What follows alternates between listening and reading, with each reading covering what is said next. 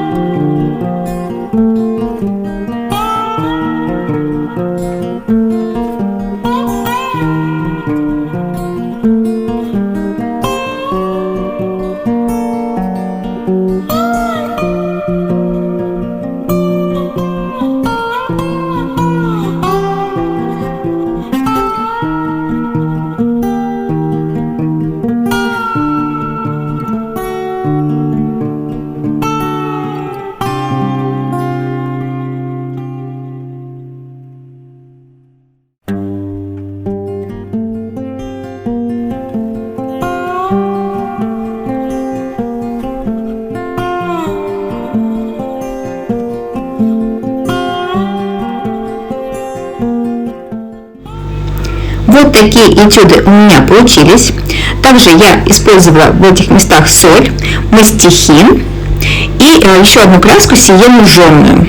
Теперь я подожду, пока мои работы высохнут, и сниму их со склейки. И, кстати, они останутся полностью ровными и гладкими, если они высохнут на склейке.